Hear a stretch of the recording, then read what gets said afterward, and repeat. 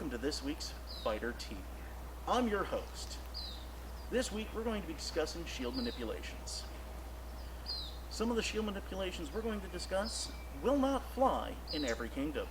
Check with your local marshals, knights, and established fighters to make sure that you're not being a dick. Because I want to help you be a better fighter, I don't want to help you be a dick. So in a previous video I discussed shields and the differences between the two types of shields, but I didn't have an actual physical demonstration of how they get manipulated different. We're fixing that right now. My lovely camera woman is being a stunt shield holder, and she is holding a strapped shield, which, because the 2 points of contact, if you take that up into a good guard position here, I can manipulate it by shoving it right there, and it'll move. I can manipulate it there. This corner is strong as hell because her hand is right behind it. And so if I'm going to try to throw shots into it to move, it ain't going to move that much. I can opener it. There's a lot of those things I'm going to want to do if I've got somebody else that can take advantage of it. But in a combat situation, my best bet is to throw something there, and while she's recovering, come in where it's going to create the opening. And now she has a center grip shield, which I discussed about how much more easily manipulable it is. So if you take that into a standard guard position, if I try to shove up in line with the handle, there's not much going on, but right there, I can opener that however I want. So that's one of the big differences in shields. And something to bear in mind is every new fighter looks at shields and goes, I want the biggest shield as possible so there's as much material between me and their stick. There's a reason that a lot of the higher end fighters fight with little maneuverable shields that have less manipulation possibilities for their opponent, and that's what we're discussing today. So we're going to discuss a couple of things when it comes to shield versus shield manipulations. One thing to bear in mind is that your shield can manipulate their shield because your tool on tool use is absolutely a thing. So you can absolutely step in, guard high, hook, pull them open, and throw.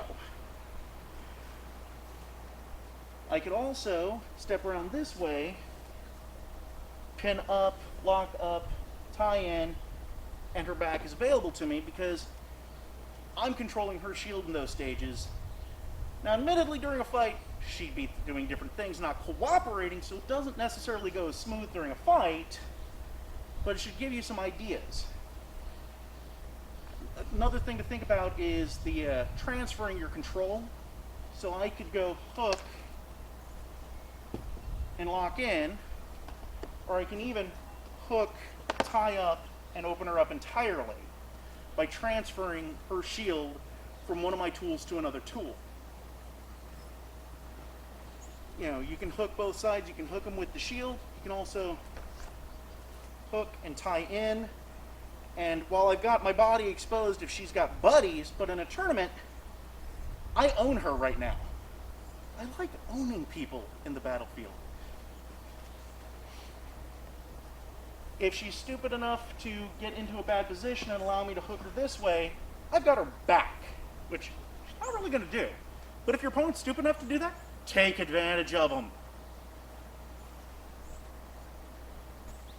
If your opponent is cross-handed from you, as actually occurs between her and I, because I fight single stick right-handed and she actually fights left-handed, you can do the same exact things. They still work even though you're hitting the different sides of the shield.